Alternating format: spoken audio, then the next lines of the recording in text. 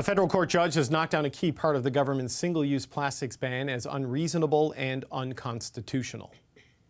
Justin Trudeau has been found to have broken the Constitution with his unscientific plastics ban. Very surprised by the reaction of the federal court because it goes against what the Canadian public is asking us. It goes against what we've seen municipalities across the country started doing, and it goes against what science is telling us about the impacts of plastics on our environment, but also on human health. Okay, I'm not sure they broke the Constitution, but Minister Guilbeault says the government will very likely appeal the decision. But where has this latest blow left the Liberals' environmental policy? The Power Panel is back on that. Susan, Marie, Nigan, and Emily. Nigan, the plastic ban probably going to the Supreme Court. There was a setback on the Impact Assessment Agency, the carve-out on home heating oil, and a fraying, if you look at public opinion, of where people are on a lot of the Liberals' climate policy. And the consensus was pretty solid just a few years ago. Where are they right now? Well, I mean, the fact is people who are debating whether climate change exists are carrying some of the measure of the day, and that's where some of the doubt comes in. And, the challenge with this decision around constitutionality really gets to the heart of whether the government can impose what is ultimately a provincial legislation, because it's provincial legislation when it comes to environment and natural resources. And the real debate is around toxicity around plastic, but that's a pretty closed issue after the UN meeting on plastics last year in June. I mean, I don't know where people are coming from when they talk about science. I mean, the world scientists have talked about the fact that single-use plastics are a problem. They are toxic, and they don't break down over years and affect humans just in the way in which water works, the way in which ecology works, or the way in which the air works. But the real little bit about this decision is that the judge wasn't able to turn over S5, the single-use plastics, or the right to the environment bill that the Trudeau Liberals passed.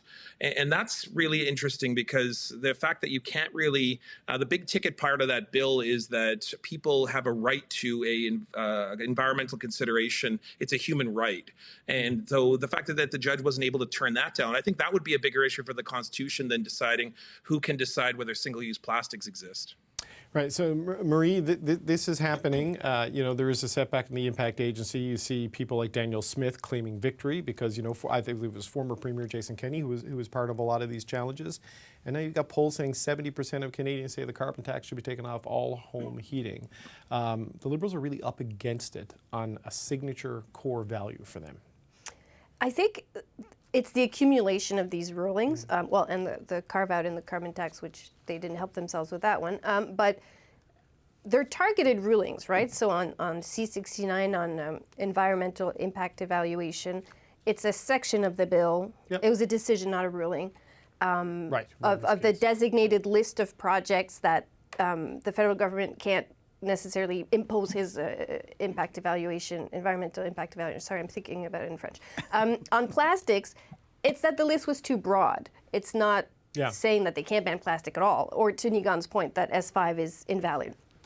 But it still weakens the environmental framework by sort of chipping at it bit by bit. To your point, it doesn't really help the public have confidence that either it is constitutional or effective or the right way to do it.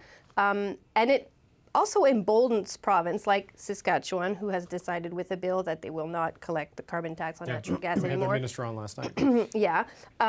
Or Alberta, who is saying we're really happy about this plastics ban ruling. It emboldens provinces to keep resisting. And I think the government, because of this resistance, political and or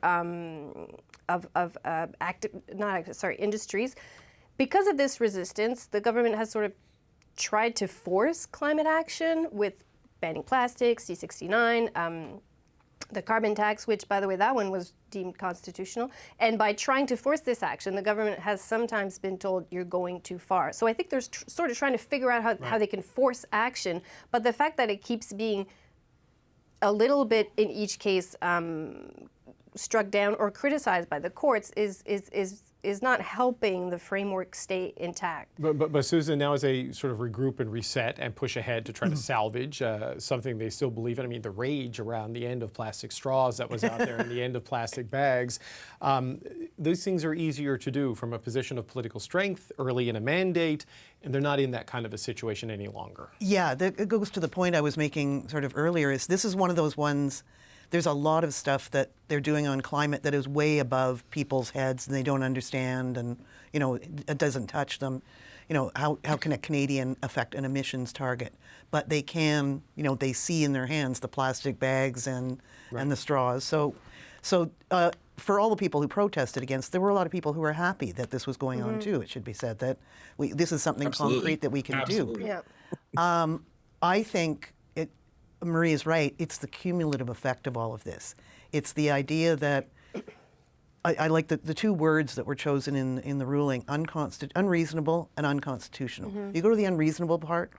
This is a government that kept saying it has science on its side, and this court said science is not on your side. And then on the unconstitutional, it's fitting with. I saw the interview last night with the Saskatchewan minister too, willing to go to jail, I guess. Yeah, that's a whole other thing. I don't know how they can change the federal law. I don't can't. either. Yeah. No, But it's of a theme we are seeing now, which is we're going to do what we want, and it's coming close to not acknowledging the government's right to govern. The federal government, whether it's they have no right to come in and do housing announcements, all of this is the same song from the provinces. I'd say it's already there. Yeah, Not recognize the government's right to govern. Right. So Marie, Emily, excuse me. A lot of the provinces who are fighting back on the policies the government is trying to do point to Quebec and say, don't sign deals with our cities to do housing. We want a deal like Quebec, which also matched the money, dollar for dollar, which the other provinces have not yet done. But they're also fighting them now on climate policy. And Pierre Poilievre says he wants the next election to be a carbon tax election. Is there enough to sustain that sort of attitude between now and 2025? And how would that play in a province like Quebec, where attitudes on climate are sharply different than they are, say, in the conservative power base of Alberta and Saskatchewan? To the Quebec part of your question, it really goes above our head right now. The carbon tax, we have our own. Right. The plastic ban is something that has been done by our local elected officials as well. We didn't wait for a federal law to act on that. And the environmental policy piece is very much understood here as something that is a provincial matter and that the rest of Canada is backward on, is, the common understanding of it, regardless of not that's fair. And so that's not a way for Pierre Poilievre to be heard here, generally speaking. However, in terms of the other part of the question, is that the script that Pierre Poilievre can rely on between now and 2025? There's so many things that can happen between now and 2025. I'm not sure we can predict that. What we can predict, though, is that this idea that Canada's broken and that the federal government is not doing what it's supposed to do, that it's stifling people's rights. That's the broader narrative that they're at. And as Susan was saying, it's about the environment. It's about housing. It's about pretty much everything under the sun, because it's such a general line that it can be applied onto any issue. And so if they stay with that message, then any kind of things that pops up, they can just be, so I think that's more the umbrella message that is likely to stick around. Yeah, and Egon, it's a very versatile message, right? Especially when you have premiers who would like you to be the prime minister, who are willing to take up that fight at their level and create tension with the federal government. I just want to address one thing I was just talked about just a minute ago in terms of the science. I mean, I encourage anybody, please go to the Plastics Forum at the United Nations, June 8th to 10th last year, June 2022. Single-use plastics, the science is all there. And of course, while the bill that the government is proposing perhaps was an overstretch, It's something that is trying to deal with a issue that's happening nationally. And the fact is that the provinces aren't doing it. And why would they be trusted? I mean, when you offer funding to provinces or incentives to provinces to be able to address an issue such as this around either plastics or the environment or even housing, then suddenly they take the money that they're offered and then fire checks out to their individual constituents. Why would you trust provinces? Because even when Justin Trudeau was on the side of the provinces, I mean, have we all forgotten that he bought a pipeline?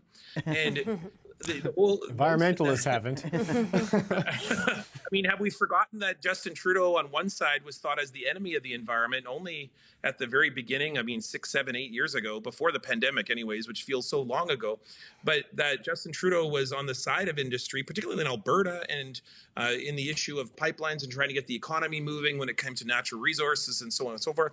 I mean, so it's really just damned if you do, damned if you don't. And we're certainly in an environment that's full of rancor. But I just don't think the provinces have any right to be trusted when you keep offering them incentives and they just send checks to their individual constituents or tax breaks or so on. Right. I would say the record of the government is mixed on pipelines. If you're an advocate for pipelines, like yes on TMX, but then like Northern Gateway and these other things. But to Nigan's points on provinces, like Marie here in Ontario, the Ford government, very critical of carbon pricing, complaining about the hardship it's putting on people. They scrapped the cap and trade system that exists in Emily's Quebec right now, where they're tied in with the California markets where there would have been none of this. I mean, there will be in a few years. I think Quebec will be looped into the federal tax at some point because it's not, we won't eternally necessarily be matching the federal system. Right. But yes, this would not be a problem for Doug Ford had they not exited the bourse. I forget how it's called in English. My English tonight. The cap and trade. Your English is better than my French, so it's all good. If they had not exited the cap and trade. But to your point also on how does this, I guess, to rephrase your question, how does this help Pierre Poilievre going into the election, or is this a good is this sustainable? Talking point? Yeah. I think it's also a question of, if it's framed as a question of cost, and that's how he's framed the carbon tax, and I think that's why you see those poll numbers. I think that is, yes, efficient, and that, yes, could help him and hurt the Liberals. I don't know that plastic fits in that so much. I mean, it's a cost for industries, of course, to renege plastic, but I don't know if it's a cost to people to buy a metal straw. And I'm from Quebec, and like Emilie, I see this opposition to banning plastics, and I'm a little confused by it. I'm not going back to plastic bags. I got enough. But I think if they leave it as a cost issue and the economy stays as it is, it definitely is a problem for the Liberals. All right, Susan, we're just about out of time. Quick final thoughts from you, about 20 seconds. What do you got? The Liberals are saying, maybe bravado, they want a carbon tax election. They'd be very happy with one. So we'll see where things are in a year or 2 years from now, but they believe they've won on that issue before and they can do it again. All right, well. Skeptical, but we'll talk about it another time. All right, we'll see you on that one. Maybe we'll talk about that next Friday. All right, gang, have a great weekend. Thanks to the Friday Power Panel, Emily, Nicolas, Nigan Sinclair, Marie Bastel, and Susan Delacour. Thanks, gang.